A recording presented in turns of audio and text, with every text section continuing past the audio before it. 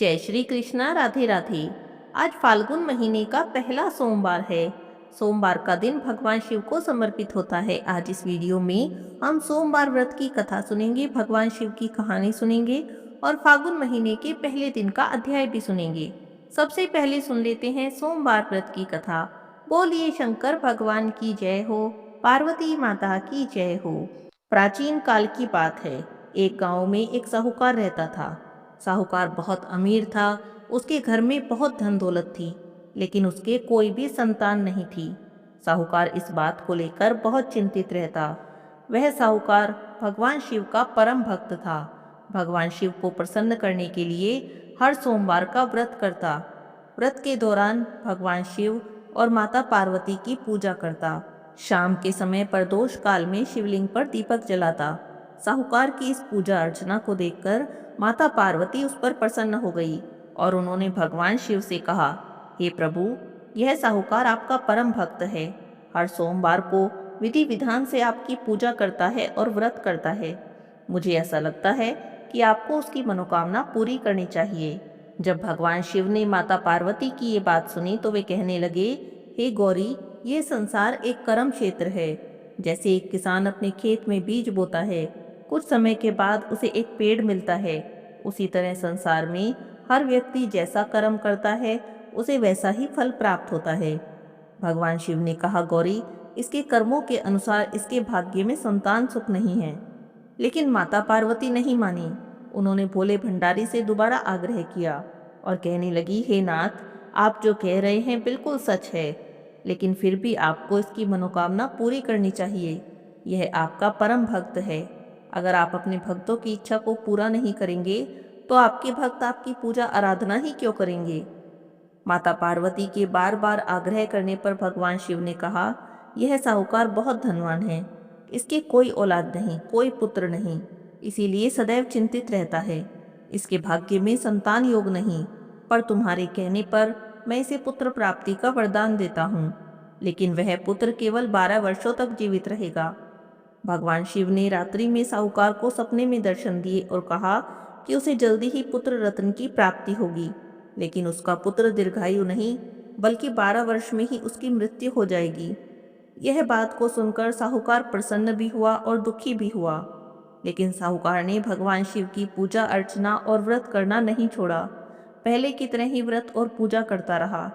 कुछ दिनों के बाद साहूकार की पत्नी गर्भवती हो गई। कुछ समय के बाद उसने एक सुंदर बालक को जन्म दिया। बालक के जन्म से साहूकार के घर पर हर्षोल्लास का माहौल बन गया। लेकिन साहूकार बहुत अधिक खुश नहीं था, क्योंकि उसे पता था उसके बालक का जीवन केवल 12 साल का है। लेकिन यह बात उसने किसी को भी नहीं बताई, यहाँ तक कि उस बालक की माता को भी नहीं। जब वह बालक थोड़ा बड़ा हो गया तो साहूकार की पत्नी बोली कि अब हमें इसका विवाह करना चाहिए। लेकिन साहूकार ने मना कर दिया और कहने लगा कि नहीं, अभी मैं इसका विवाह नहीं करूँगा, अभी तो मैं इसे पढ़ने भेजूँगा। साहूकार ने उस बालक के मामा को बुलाया, उन्हें कुछ धन दिया और बालक के साथ काशी जाने को कहा। कहने लगा, इसे काशी ले जाओ और वहाँ जाकर इसकी शिक्षा दीक्षा का प्रबंध करो। जब तुम रास्ते से जाओगे तो यज्ञ करते हुए जाना और ब्राह्मणों को भोजन कराते हुए जाना। मामा भांजों ने ऐसा ही किया। काशी जाते समय रास्ते में यज्ञ करते और ब्राह्मणों को भोजन कराते हुए जाने लगे। रात बिताने को किसी नगर में रुके। उस नगर के राजा की पुत्री का विवाह था। उसकी पुत्री का विवाह एक ऐसे राजकुमार से हो रहा था जो एक आंख से काना था, यानी उसे एक आंख से दिखाई नहीं देता था। दूल्हे के पिता को इस बात की बड़ी चिंता थी कि अगर राजा को इस बात का पता चल गया कि दूल्हा काना है तो वह राजकुमारी से विवाह के लिए मना कर देगा। जब उसने साहूकार के अति सुंदर पुत्र को देखा तो उसने मन में सोचा, क्यों ना मैं अपने पुत्र के स्थान पर तोरण के वक्त इस बालक को बैठा दूं। दुल्हन पक्ष वालों को कुछ भी पता नहीं चलेगा।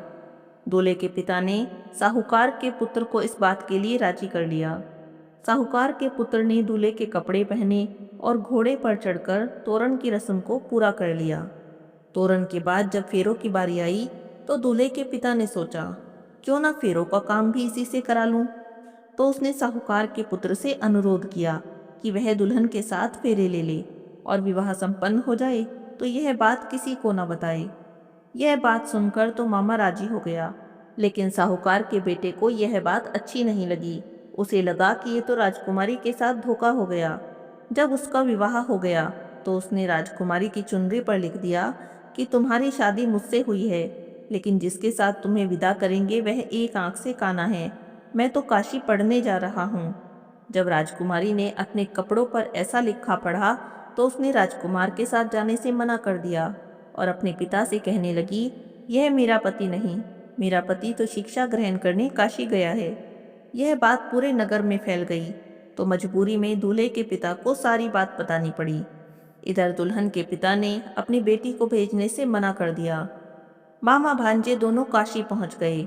वहां पर जाकर बालक तो शिक्षा ग्रहण करने लगा और मामा ने यज्ञ करना शुरू कर दिया। इस तरह से कुछ दिन बीत गए। साहूकार का बेटा 12 साल का हो गया। जिस दिन उसका जन्मदिन था तो अपने मामा से कहने लगा, मामा जी, मेरी तबीयत तो कुछ ठीक नहीं, मुझे तो बहुत नींद आ रही है। तो मामा ने कहा, जाओ तुम अंदर जाकर सो जाओ। साहूकार का बेटा अंदर सोने चला गया और वहीं पर उसकी मृत्यु हो गई। कुछ देर के बाद मामा ने जब अंदर जाकर देखा कि उसका भांजा तो मरा पड़ा है, वह बहुत दुखी हुआ। पर उस दिन उसने यज्ञ रचा रखा था। उसने सोचा कि अगर मैंने अभी रोना पीटना शुरू कर दिया तो मेरा यज्ञ बीच में ही रह जाएगा, यज्ञ अधूरा रह जाएगा। इसीलिए मामा ने किसी से कुछ भी नहीं कहा। वापस आकर यज्ञ पूरा किया, ब्राह्मणों को भोजन कराया और उसके बाद मामा अपने मरे भांजे को देखकर जोर जोर से रोने लगा। उसी मार्ग से भगवान शिव और माता पार्वती जा रहे थे। माता पार्वती ने किसी के रोने की आवाज सुनी तो भगवान शिव से बोली, देखिए प्रभु, कोई मनुष्य रो रहा है, बड़ा ही दुखी लग रहा है और आप तो सबके दुखों को दूर करते हैं, इसके दुख को भी दूर करें। तब माता पार्वती मामा के पास गई। उन्होंने मरे हुए बालक को देखा तो हैरान हो गई, क्योंकि वो तो भगवान शिव के आशीर्वाद से वही साहूकार का पुत्र था। माता पार्वती कहने लगी, हे भोलेनाथ, ये तो वही साहूकार का बेटा है। माता पार्वती को उस बालक को देखकर दया आ गई। भगवान शिव से प्रार्थना करने लगी। बोली, हे प्रभु, आप इस बालक को जीवन दान दे दें, वरना इसके माता पिता तो जीते जी ही मर जाएंगे। भगवान शिव ने माता पार्वती के आग्रह करने पर उनकी बात मान ली और उस बालक को जीवन दान दे दिया। साहूकार का पुत्र जीवित हो गया। मामा भांजे दोनों अपने घर की ओर चले। रास्ते में साहूकार का पुत्र उसी नगर से निकला जहां पर कि उसका विवाह हुआ था। दुल्हन के पिता ने उस बालक को पहचान लिया। मामा भांजे को लेकर अपने महल में आ गए। दुल्हन के पिता ने एक समारोह किया और अपनी पुत्री को साहूकार के बेटे के साथ विदा कर दिया। साहूकार का बेटा अपने घर की तरफ चला। उधर उसके माता पिता अपने घर की छत पर बैठे थे और सोच रहे थे, अगर उनका पुत्र सही सलामत वापस आ गया तो हम नीचे आ जाएंगे, और अगर नहीं आया तो हम भी छत से गिरकर अपने प्राण त्याग देंगे। उसी समय बालक का मामा वहां आया और आकर बोला कि आपका बेटा वापस आ रहा है। लेकिन साहूकार और साहूकारनी को यकीन नहीं हुआ। उन्होंने सोचा, किस्मत का लिखा भला कैसे बदल सकता है। लेकिन मामा ने कहा कि आपका बेटा जीवित है और विवाह करके अपनी पत्नी के साथ आ रहा है। तब साहूकार और साहूकारनी ने अपने बालक को जीवित सुना और उसके विवाह की बात सुनी तो बहुत खुश हुए। बड़ी खुशी से उनका स्वागत किया। साहूकार का पूरा परिवार खुशी खुशी अपना जीवन बिताने लगा। हे भोलेनाथ, जैसे आपने साहूकार के परिवार पर कृपा की, ऐसी ही कृपा अपने सभी भक्तों पर करना। बोलिए श्री शंकर भगवान की जय हो, माता पार्वती की जय हो। आज मैं आपको पहले अध्याय की कथा सुना रही हूँ। बोलिए शंकर भगवान की जय हो। ज्योति मात्र जिनका स्वरूप है, निर्मल ज्ञान ही जिनके नेत्र हैं, जो लिंग स्वरूप ब्रह्म हैं, उन परम शांत कल्याण में भगवान शिव को नमस्कार है। एक समय की बात है, नैमिषारण्य वन में शौनक आदि 88,000 ऋषियों ने श्री सूत जी महाराज को प्रणाम किया और उनसे कहा, हे सूत जी, हमने आपके मुख से अनेकों पुराणों की कथाएं सुनी हैं, अनेकों महीनों का माहात्म्य भी सुना है। अब हम आपसे फागुन महीने की कथा सुनना चाहते हैं। आप हम पर कृपा करें और फागुन महीने की कथा हमको सुनाएं। सूत जी महाराज कहने लगे, हे शौनक जी, आपने बहुत ही अच्छा प्रश्न किया है। आप पर भगवान शिव की कृपा है। आपका मन धर्म में लगा हुआ है। मरण धर्मा मनुष्य के लिए इतना ही सबसे उत्तम और सनातन श्रेय है कि भगवान महेश्वर की कथा में अकारण ही भक्ति भाव का उदय हो। फागुन महीने में भगवान शिव की पूजा करनी चाहिए। समस्त पुण्यों और श्रेय के संपूर्ण साधनों और संपूर्ण यज्ञों में जप यज्ञ को सर्वोत्तम माना गया है। जैसे सभी देवताओं में त्रिपुरारी भगवान शंकर श्रेष्ठ हैं, उसी प्रकार सब मंत्रों में भगवान शिव का षडक्षर मंत्र श्रेष्ठ माना जाता है। उसी को प्रणव से रहित होने पर पंचाक्षर मंत्र भी कहते हैं। वह जप करने वाले पुरुष को मोक्ष देने वाला है। सिद्धि की इच्छा रखने वाले सब श्रेष्ठ मुनि इसी मंत्र का सम्यक रूप से सेवन करते हैं। भगवान शिव के शुभ पंचाक्षर मंत्र में सर्वज्ञ परिपूर्ण सच्चिदानंद स्वरूप भगवान शिव सदा रमते रहते हैं। यह मंत्र राज कहलाता है। इसके जपने से सब मुनियों ने निरामय परब्रह्म का साक्षात्कार किया है। नमः शिवाय इस मंत्र में नमः पद के अर्थभूत नमस्कार के द्वारा जीव भाव परमात्मा शिव में मिलकर तद्रूप हो जाता है। अतः वह मंत्र साक्षात परब्रह्म स्वरूप है। संसार बंधन में बंधे हुए देहधारियों के हित की कामना से भगवान शिव ने ओम नमः शिवाय इस आदि मंत्र का प्रतिपादन किया है। जिसके हृदय में ओम नमः शिवाय यह मंत्र निवास करता है, उसके लिए बहुत से मंत्र, तीर्थ, तप या यज्ञों की क्या आवश्यकता है। देहधारी मनुष्य तभी तक दुखों से भरे हुए हैं जब तक कि वे एक बार भी इस मंत्र का उच्चारण नहीं कर लेते। यह मंत्र संपूर्ण ज्ञान की निधि है। यह मोक्ष मार्ग को प्रकाशित करने वाला दीपक है। महापातकों के जंगलों को जला देने वाला दावानल है। अतः यह मंत्र सब कुछ देने वाला माना गया है। इसके विषय में मैं एक प्राचीन इतिहास आपको सुनाता हूँ, ध्यान से सुनिए। सूची महाराज ने कहा, एक समय मथुरापुरी में दशहर नाम के विख्यात एक राजा हुए, जो यदुकुल में श्रेष्ठ, बुद्धिमान, अत्यंत उत्साही और महान बलवान थे। वे शास्त्रों के ज्ञाता, नीति युक्त वचन बोलने वाले, शूरवीर, धैर्यवान और परम कांतिमान थे।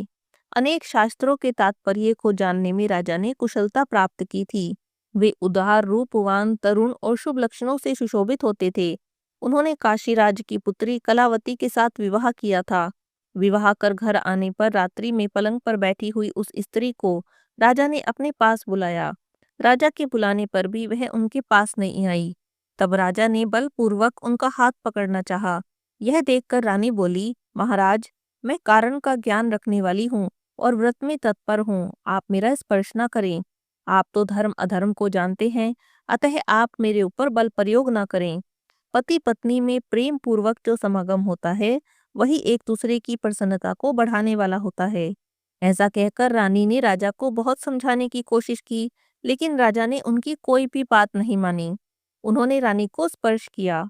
रानी का शरीर तपाए हुए लोहे के पिंड के समान तप रहा था। उसका स्पर्श करते ही राजा का अंग अंग जलने लगा। वे भय से विहल होकर अपने शरीर को जलाने वाली रानी को छोड़कर बोले, हे प्रिय, ये तो बड़े आश्चर्य की बात है। पल्लव के समान कोमल यह तुम्हारा शरीर अग्नि के समान कैसे तप रहा है। तब रानी बोली, राजा, बचपन में मुनिवर दुर्वासा ने मुझ पर दया करके शिवजी के पंचाक्षर मंत्र का उपदेश किया था। उसी मंत्र के प्रभाव से मेरा शरीर निष्पाप हो गया है। पापी पुरुष इसका स्पर्श भी नहीं कर सकते। हे महाराज, आपने स्वभाव से ही मदिरा पीने वाली उल्टा और वैश्याओं का सेवन किया है। आप पवित्र मंत्र का जाप और भगवान शंकर की आराधना भी नहीं करते हो, फिर आप मेरा स्पर्श कैसे कर सकते हो। तब राजा ने कहा, हे रानी, आप मुझे भी भगवान शंकर के शुभ पंचाक्षर मंत्र का उपदेश करो। रानी बोली कि आप तो मेरे गुरु हैं, मैं आपको उपदेश नहीं कर सकती। आप मंत्रवेताओं में श्रेष्ठ गुरु गर्गाचार्य जी के पास जाइए। इस प्रकार बातचीत करते दोनों पति पत्नी गर्ग मुनि के पास गए और उनके चरणों में प्रणाम कर बोले, हे गुरुदेव, आपका हृदय दया से भरा हुआ है। आप मुझे भगवान शंकर के पंचाक्षर मंत्र का उपदेश करें, मुझे कृतार्थ करें। राजा के इस प्रकार प्रार्थना करने पर गर्गाचार्य जी उन दोनों को यमुना जी के परम पुण्य में उत्तम तट पर ले गए। वहां गुरुजी एक पवित्र वृक्ष के मूल भाग में बैठ गए। राजा ने उपवास पूर्वक उस पुण्य तीर्थ के निर्मल जल में स्नान किया। तब उन्होंने राजा को पूर्व की ओर मुख करके बिठाया और भगवान शिव के चरणारविंदों में नमस्कार करवाया। राजा के मस्तक पर हाथ रखकर उन्हें भगवान शिव के पंचाक्षर मंत्र का उपदेश दिया। उस मंत्र को धारण करते ही गुरु जी के हस्तकमल का स्पर्श होने से राजा के शरीर से करोड़ों पाप को का रूप धारण करके बाहर निकल गए। तब गुरु गर्गाचार्य जी ने कहा, हे राजन, भगवान शिव का पंचाक्षर मंत्र अब तुम्हारे हृदय में जा पहुंचा है। तुम्हारे कोटि कोटि पाप कौवों के रूप में बाहर निकल गए हैं। सहस्त्रों कोटि जन्मों में जो पाप राशि संचित की गई है, वह शिव के पंचाक्षर मंत्र को धारण करते ही क्षण भर में भस्म हो जाती है। हे राजन, इस समय तुम्हारे करोड़ों पातक जल गए हैं। अब तुम पवित्र हो गए हो, अपनी रानी के साथ सुख से रहो। ऐसा कहकर गुरु गर्गाचार्य जी दोनों को साथ लेकर घर लौट आए। उसके बाद गुरु जी से आज्ञा लेकर राजा और रानी प्रसन्नता पूर्वक अपने महल में चले गए। इस कथा को जो कोई भी पढ़ता अथवा सुनता है, उसके सभी पापों का नाश हो जाता है। सूत जी कहते हैं, फाल्गुन महीना आने पर कृष्ण पक्ष की चतुर्दशी का उपवास अत्यंत दुर्लभ है। उसमें भी शिवरात्रि का जागरण करना तो मैं मनुष्यों के लिए और भी दुर्लभ मानता हूँ। और उससे भी दुर्लभ है शिवलिंग का दर्शन करना। परमेश्वर शिव की पूजा को तो मैं दुर्लभतर मानता हूँ। 100 जन्मों में उत्पन्न हुई पुण्य राशि के प्रभाव से कभी भगवान शंकर की बिल्व पत्र से पूजा करने का अवसर प्राप्त होता है। 10,000 वर्षों तक जिसने गंगा जी के जल में स्नान किया है, उसको जो फल प्राप्त होता है, वही फल मनुष्य एक बार बिल्व पत्र से भगवान शंकर की पूजा करके प्राप्त कर सकता है। प्रत्येक युग में जो जो पुण्य इस संसार में लुप्त हुए हैं, वे सभी फाल्गुन कृष्ण चतुर्दशी अर्थात शिवरात्रि के रात में पूर्णतः विद्यमान रहते हैं। लोकों में ब्रह्मा आदि देवता और वशिष्ठ आदि मुनि इस फाल्गुन कृष्णा चतुर्दशी की भूरी भूरी प्रशंसा करते हैं। इस शिवरात्रि यदि किसी ने उपवास किया तो उसे 100 यज्ञों से भी अधिक पुण्य की प्राप्ति होती है। जिसने एक बिल्व पत्र से भी शिवलिंग का पूजन कर लिया, उसके पुण्य की समता तो तीनों लोकों में कोई नहीं कर सकता। इस विषय में एक परम सुंदर पुण्य कथा कही जाती है। मैं आपसे कहता हूँ, ध्यान से सुनिए। सूत जी ने किस कथा का वर्णन किया, वह हम अगले अध्याय में सुनेंगे। आज की कथा को यहीं पर विराम करते हैं। बोलिए शंकर भगवान की जय हो, पार्वती माता की जय हो। वाशकल नाम के एक गांव में बिंदु नाम का एक ब्राह्मण रहता था। वह बड़ा ही अधर्मी, दुरात्मा और महापापी था। उसकी पत्नी बहुत सुंदर थी। उसका नाम चंचुला था। वह सदा उत्तम धर्म का पालन करती थी, परंतु बिंदु वैश्यगामी था। इस तरह का कुकर्म करते हुए जब बहुत समय व्यतीत हो गया, उसकी स्त्री काम से पीड़ित होने पर भी स्वधर्म का नाश हो जाने के भय से कलेश सहकर भी काफी समय तक धर्म से भ्रष्ट नहीं हुई, परंतु आगे चलकर वह भी अपने दुराचारी पति के आचरण से प्रभावित होकर दुराचारिणी और धर्म से विमुख हो गई। इस तरह से दुराचार में डूबे उन पति पत्नी का बहुत सा समय व्यर्थ बीत गया। वैश्यागामी दूषित बुद्धि वाला वह दुष्ट ब्राह्मण बिंदु समय अनुसार मृत्यु को प्राप्त होकर नरक में चला गया। बहुत दिनों तक नरक के दुखों को भोगकर वह मूढ़ बुद्धि पापी विंध्य पर्वत पर भयंकर पिशाच हुआ। इधर उस दुराचारी बिंदु के मर जाने पर वह चंचुला नाम की स्त्री बहुत समय तक अपने पुत्रों के साथ घर में रहती रही। पति की मृत्यु के बाद वह अपने धर्म से गिरकर पर पुरुषों से संग करने लगी। सतिया विपत्ति में भी अपने धर्म का पालन करना नहीं छोड़ती। यही तो तप है।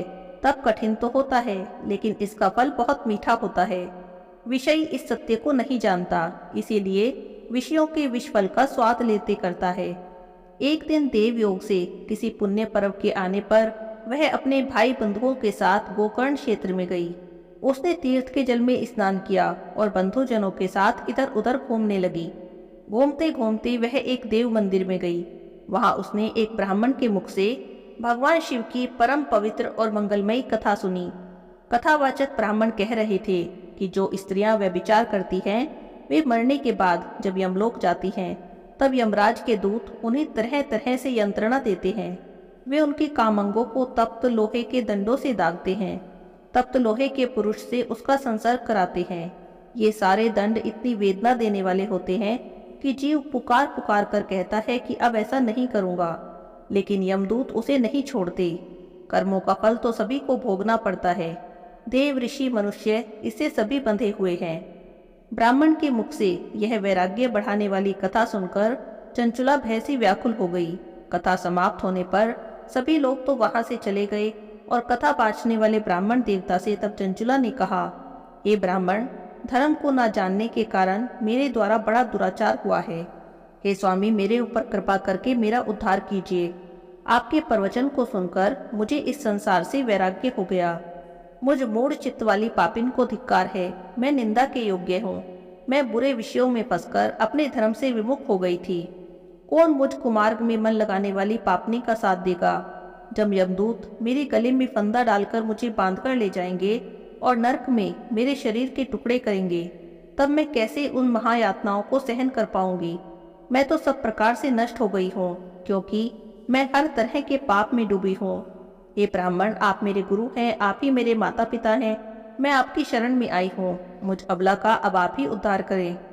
सूत जी कहते हैं कि हे शौनक जी, इस तरह विलाप करती हुई चंचुला ब्राह्मण देवता के चरणों में गिर गई। तब ब्राह्मण ने उसे उठाया और कहा, हे देवी, तुम सौभाग्यशालिनी हो जो भगवान शंकर की कृपा से तुमने वैराग्यपूर्ण शिव पुराण की कथा सुनकर समय से अपनी गलती का एहसास कर लिया। अब तुम डरो मत, भगवान शिव की शरण में जाओ। उनकी परम कृपा से तुम्हारे सभी पाप नष्ट हो जाएंगे। मैं तुम्हें भगवान शिव की कथा सहित वह मार्ग भी बताऊंगा जिसके द्वारा तुम्हें सुख देने वाली उत्तम गति प्राप्त होगी। शिव कथा सुनने से तुम्हारी बुद्धि शुद्ध हो गई है और तुम्हें पश्चाताप हुआ, मन में वैराग्य उत्पन्न हुआ। पश्चाताप ही पाप करने वाले पापियों के लिए सबसे बड़ा प्रायश्चित है। पश्चाताप ही पापों का शोधक है, इससे पापों की शुद्धि हो जाती है। सत्पुरुषों के अनुसार पापों की शुद्धि के लिए प्रायश्चित पश्चाताप से ही संपन्न होता है। जो मनुष्य अपने कुकर्म के लिए पश्चाताप नहीं करता वह उत्तम गति प्राप्त नहीं करता, परंतु जिसने अपने कुकृत्य पर हार्दिक पश्चाताप कर लिया वह अवश्य ही उत्तम गति का भागीदार होता है, इसमें जरा भी संशय नहीं है। शिव पुराण की कथा सुनने से चित्त की शुद्धि और मन निर्मल हो जाता है। शुद्ध चित्त में ही भगवान शिव और माता पार्वती का वास होता है। वह शुद्ध आत्मा पुरुष सदा शिव के पद को प्राप्त होता है। इस कथा का श्रवण सभी मनुष्यों के लिए कल्याणकारी है, अतः इसकी आराधना और सेवा करनी चाहिए। यह कथा भव बंधन रूपी रोग का नाश करने वाली है। भगवान शिव की कथा सुनकर हृदय में उसका मनन करना चाहिए, इससे चित्त की शुद्धि होती है। इतना कहकर ब्राह्मण चुप हो गए। उनका हृदय करुणा से भर गया, वे ध्यान में मग्न हो गए। ब्राह्मण का उपदेश सुनकर चंचुला के नेत्रों में आनंद के आंसू आ गए।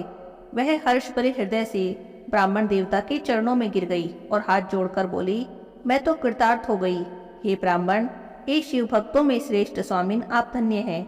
आप परमार्थदर्शी हैं और सदा ही परोपकार में लगे रहते हैं। हे साधो, मैं नरक के समुद्र में गिर रही हूँ, कृपा करके मेरा उद्धार कीजिए।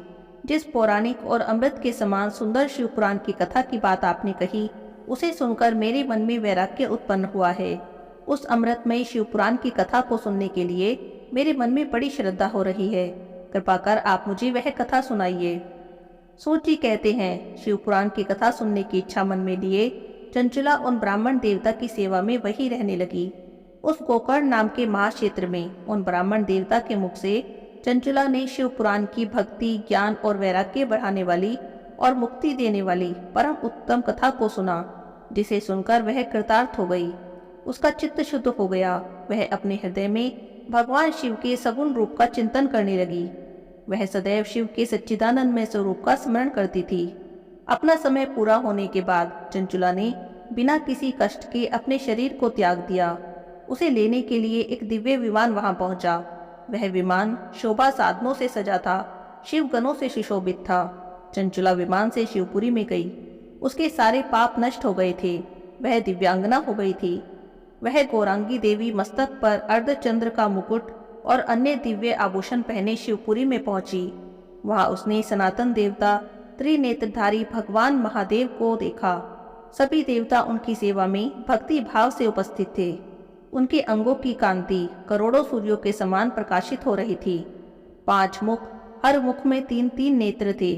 मस्तक पर अर्धचंद्र का मुकुट शोभायमान हो रहा था। कंठ में नील चिन्ह था। उनके साथ में देवी गौरी भी विराजमान थी, जो विद्युत पुंज के समान प्रकाशित हो रही थी। महादेव जी की कांति कर्पूर के समान गौर थी। उनके शरीर पर श्वेत वस्त्र थे। श्वेत भस्म से उनका शरीर युक्त था। इस तरह से भगवान शिव के परम उज्जवल रूप के दर्शन करके चंचुला बहुत प्रसन्न हुई। उसने भगवान को बारंबार प्रणाम किया और हाथ जोड़कर आनंद और संतोष से युक्त होकर विनीत भाव से खड़ी हो गई। उसके नेत्रों से आनंद अश्रों की धारा बहने लगी। भगवान शंकर और भगवती गौरी उमा ने करुणा के साथ सौम्य दृष्टि से देखकर चंचला को अपने पास बुलाया। गौरी उमा ने उन्हें प्रेम पूर्वक अपनी सखी बना लिया। चंचला सुखपूर्वक भगवान शिव के धाम में उमा देवी की सखी के रूप में निवास करने लगी। सूत जी कहते हैं, हे ऋषियों, एक दिन चंचला आनंद में मग्न उमा देवी के पास गई और दोनों हाथ जोड़कर उनकी स्तुति करने लगी। चंचला ने कहा, हे गिरिजानंदिनी, हे स्कंद माता उमा, आप सभी मनुष्यों और देवताओं के द्वारा पूज्य हैं और समस्त सुखों को देने वाली हैं। आप शंभु प्रिया हैं, आप ही सगुना और निर्गुणा हैं। हे सच्चिदानंद स्वरूपनी, आप ही प्रकृति की पोषक हैं। हे माता, आप ही संसार की सृष्टि, पालन और संहार करने वाली हैं। आप ही ब्रह्मा, विष्णु और महेश को उत्तम प्रतिष्ठा देने वाली परम शक्ति हैं। सूत जी कहते हैं, हे ऋषियों, सदगति प्राप्त चंचला इस प्रकार उमा देवी की स्तुति करके शांत हो गई। उसकी आंखों में प्रेम के आंसू आ गए। तब शंकर प्रिया भक्त वत्सला उमा देवी ने बड़े प्रेम से चंचला को चुप कराते हुए कहा, हे सखी चंचला, मैं तुम्हारी स्तुति से बहुत प्रसन्न हूँ। बोलो, क्या वर मांगती हो? तब चंचला ने कहा, हे गिरिराज कुमारी, मेरे पति बिंदुक इस समय कहाँ हैं? उनकी कैसी गति हुई, यह मुझे बताइए और कुछ ऐसा उपाय कीजिए ताकि हम फिर से मिल सकें। हे महादेवी, मेरे पति एक शूद्र जाति की वैश्य के प्रति आसक्त थे और पाप में डूबे हुए थे। तब गिरिजा ने कहा, हे बेटी, तुम्हारा पति बिंदुक बड़ा पापी था। उसका अंत बड़ा भयानक हुआ। वैश्य का उपभोग करने के कारण वह मूर्ख नरक में अनेक वर्षों तक अनेक प्रकार के दुखों को भोगकर अब शेष पापों को भोगने के लिए विंध्य पर्वत पर पिशाच की योनि में रह रहा है। वह दुष्ट वहीं वायु पीकर रहता है और सब प्रकार के कष्टों को सहता है। सूत जी कहते हैं, हे ऋषियों, गौरी देवी की यह बात सुनकर चंचला बहुत दुखी हुई। फिर मन को किसी प्रकार स्थिर करती हुई दुखी मन से उसने देवी गौरी से पूछा, हे महादेवी, मुझ पर कृपा करें और मेरे पापी पति का अब उद्धार कर दें। कृपा करके मुझे बताइए जिससे मेरे पति की उत्तम गति हो सके। तब गौरी देवी ने कहा, यदि तुम्हारा पति बिंदुक शिव पुराण की पुण्यमयी उत्तम कथा को सुने तो वह इस दुर्गति को पार करके उत्तम गति का भागी हो सकता है। अमृत के समान मधुर गौरी देवी का यह वचन सुनकर चंचला ने दोनों हाथ जोड़कर मस्तक झुकाकर उन्हें बारंबार प्रणाम किया और प्रार्थना की कि मेरे पति को शिव पुराण की कथा सुनाने की व्यवस्था करें। ब्राह्मण पत्नी चंचला के बार बार प्रार्थना करने पर गौरी देवी ने भगवान शिव की महिमा का गान करने वाले गंधर्वराज तुम्बुरु को बुलाकर कहा, हे तुम्बुरु, तुम भगवान शिव के भक्त हो। तुम्हारी भगवान शिव में प्रीति है। तुम मेरे मन की सभी बातें जानकर मेरे कार्यों को सिद्ध करते हो। तुम मेरी इस सखी के साथ विंध्य पर्वत पर जाओ। वहाँ एक महाघोर और भयंकर पिशाच रहता है। पूर्व जन्म में वह पिशाच बिंदुक नाम का ब्राह्मण था और मेरी सखी चंचला का पति था। वह वैश्यागामी हो गया। उसने स्नान, संध्या आदि सब छोड़ दिया। क्रोध के कारण उसकी बुद्धि भ्रष्ट हो गई। दुर्जनों से उसकी मित्रता हो गई और सज्जनों से द्वेष पड़ गया। वह अस्त्र शस्त्र से हिंसा करता, लोगों को सताता, उनके घरों में आग लगा देता, चांडालों से दोस्ती करता और रोज वैश्या के पास जाता। पत्नी को त्याग कर दुष्ट लोगों से दोस्ती करता और उन्हीं के संपर्क में रहता। वह मृत्यु तक दुराचार में फंसा रहा। मृत्यु के बाद उसे पापियों के भोग स्थान यमपुर में ले जाया गया। वहां घोर नरकों को सहकर इस समय वह विंध्य पर्वत पर पिशाच बनकर रह रहा है और अपने पापों का फल भोग रहा है। तुम उसके सामने परम पुण्यमयी पापों का नाश करने वाली शिव पुराण की दिव्य कथा का प्रवचन करो। इस कथा को सुनने से उसका हृदय सभी पापों से मुक्त हो जाएगा और शुद्ध हो जाएगा। वह प्रेत योनि से मुक्त हो जाएगा। दुर्ग से मुक्त होने पर उस बिंदुक नाम के पिशाच को विमान पर बैठाकर तुम भगवान शिव के पास ले जाना। सूत जी कहते हैं, हे ऋषियों, माँ उमा का आदेश पाकर गंधर्वराज तुम्बुरु प्रसन्नता के साथ अपने भाग्य की सराहना करते हुए चंचला को साथ लेकर विमान से पिशाच के निवास स्थान विंध्य पर्वत पर गए। वहां पहुंचकर उन्होंने विकराल आकृति वाले पिशाच को देखा। उसका शरीर बहुत विशाल था। उसकी ठोड़ी बड़ी थी। वह कभी हंसता था, कभी रोता था, कभी उछलता था और कभी गिरता था। तब गंधर्वराज तुम्बुरु ने बिंदुक नाम के पिशाच को पाशों से बांध लिया। उसके बाद तुम्बुरु ने शिव पुराण की कथा कहने के लिए स्थान की तलाश करके मंडप की रचना की। शीघ्र ही इस बात का पता लोगों को चल गया कि एक पिशाच के उद्धार के लिए देवी पार्वती की आज्ञा से तुम्बुरु शिव पुराण की अमृत कथा सुनाने के लिए विंध्य पर्वत पर आए हैं। उस कथा को सुनने के लिए लोग से बहुत से देव ऋषि वहां पहुंच गए। सभी को आदर पूर्वक स्थान दिया गया। पिशाच बिंदुक को पाशों में बांधकर आसन पर बिठाया गया। तब तुम्बुरु ने परम उत्तम शिव पुराण की अमृत कथा का गान शुरू किया। उसने पहली विंध्येश्वर संहिता से लेकर 7वीं वायु संहिता तक शिव पुराण की कथा का स्पष्ट वर्णन किया। सातों संहिताओं सहित शिव पुराण को सुनकर सभी श्रोता कृतार्थ हो गए। परम पुण्य में शिव पुराण को सुनकर वह पिशाच सभी पापों से मुक्त हो गया और उसने पिशाच का शरीर त्याग दिया। शीघ्र ही उसका रूप दिव्य हो गया। उसका शरीर गौर वर्ण का हो गया। शरीर पर श्वेत वस्त्र और पुरुषों के आभूषण आ गए। इस प्रकार दिव्य देहधारी होकर बिंदुक अपनी पत्नी चंचुला के साथ स्वयं भी भगवान शिव का गुणगान करने लगा। उसने इस दिव्य रूप को देखकर सभी को बड़ा आश्चर्य हुआ। उसका मन परम आनंद से परिपूर्ण हो गया। सभी भगवान महेश्वर के अद्भुत चरित्र को सुनकर कृतार्थ हो गए। उनका यशोगान करते हुए अपने अपने धाम को चले गए। बिंदुक अपनी पत्नी चंचुला के साथ विमान में बैठकर शिवपुरी की ओर गया। महेश्वर के गुणों का गान करता हुआ बिंदुक अपनी पत्नी चंचुला और तिम्बुरु के साथ शीघ्र ही शिव धाम में पहुंच गया। भगवान शिव और देवी पार्वती ने उसे अपना पार्षद बना लिया। अब दोनों पति पत्नी सुखपूर्वक भगवान महेश्वर और देवी गौरी के श्री चरणों में अविचल निवास पाकर धन्य हो गए। बोलिए शंकर भगवान की जय हो, माता पार्वती की जय हो। अब सुनते हैं सभी कहानियों के साथ सुनी जाने वाली विंदायक महाराज की कहानी। एक दिन की बात है, विंदायक जी छोटे से बालक का रूप बनाकर चुटकी में चावल और चमचे में दूध लेकर निकले। हर किसी से कहते जा रहे थे, कोई मेरी खीर बना दो, कोई मेरी खीर बना दो। लेकिन उन्हें देखकर सब लोग हंसने लगे और उनका मजाक बनाने लगे। भला इतने से चावल और दूध की भी कहीं खीर बनती है? विधायक जी आगे चले तो एक बुढ़िया माई बैठी थी। वहां जाकर बोले, माई क्या तुम मेरी खीर बना दोगी? बुढ़िया माई बोली, हाँ क्यों नहीं बना दूंगी, ला मैं बना दूं तेरी खीर। ऐसा कहकर बहुत छोटा सा बर्तन चूल्हे पर चढ़ाने लगी। तो विधायक जी बोले, दादी माता इतना छोटा सा बर्तन क्यों चढ़ा रही हो? तुम्हारे घर में जो सबसे बड़ा बर्तन हो वही चढ़ा दो। बुढ़िया माई ने विधायक जी की बात मान ली और सबसे बड़ा बर्तन चूल्हे पे चढ़ा दिया। उसमें जो दूध चावल गिरे तो वह देखती क्या है, जो थोड़े से चावल और दूध बर्तन में डाले थे, बर्तन तो पूरा भर गया।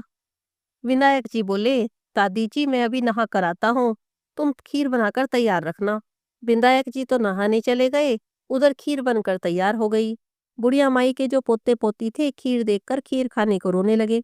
बुढ़िया माई ने कहा कि अभी तुम्हें कैसे दे दूं, पहले विनायक जी की जो खीर बनाई है उन्हें भोग तो लगा दूं। लेकिन बच्चे रोते जा रहे थे। तो बुढ़िया माई ने कहा, विनायक जी तेरे भोग लगे।